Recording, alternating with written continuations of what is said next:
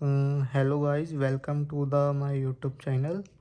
Let's prepare for the SSC CGL quantitative aptitude. Let's see the question. The ratio of volume of two cylinders H1 and H2 is under root 2 ratio under root 3 and the ratio of their height is 4 ratio 9.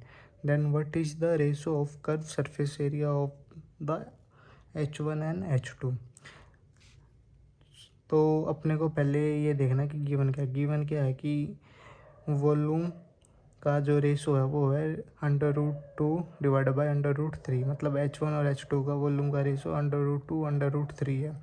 तो formula लगा देते हैं। Volume क्या होती है cylinder की, पाई are square H. तो पाई are one square H1 और R2 और H2 बेसिकली प्रेजेंट कर रहे हैं H1 और H2 को, और ये हमें गिवन है। और अब हमें गिवन है हाइट की रेशो 4:9 कि H1 डिवाइड बाई H2 है 4:9।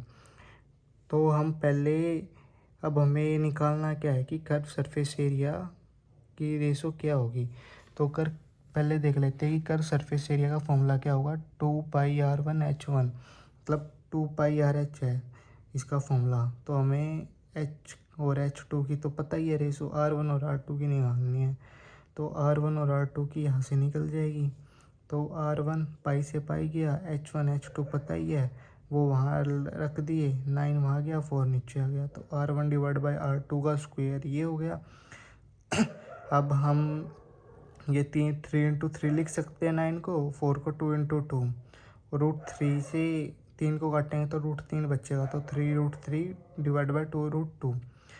अब ये दोनों मल्टीप्लाई में है तो 3 की पावर 1 और 3 की पावर 1/2। अगर मल्टीप्लाई में होती है तो पावर में से होगी ऐड, तो 1 + 1/2 और डिवाइड बाई 2 1 + 1/2 इक्वल टू 3 3/2 और 3/2 हो गया। R1 और R2 का स्क्वायर आया। अब हमें R1 बाई R2 क्या होगा।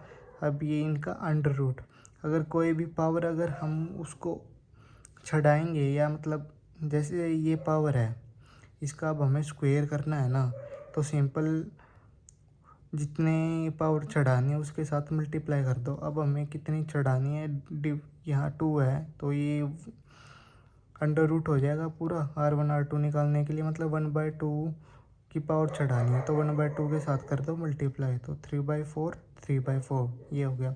अब कर सरफेस एरिया का फॉर्मूला ये होता है 2πrh। तो इनका रेशो निकालना है तो 2πr1h1 डिवाइड बाई 2πr2h2। तो R1h1 डिवाइड बाई R2h2। तो R1 और R2 का रेशो निकाल दिया, तो वहाँ से H1 H2 का रेशो निकाल दिया। अब 4 को 2 की पावर 2, 9 को 3 की पावर 2 लिख सकते हैं।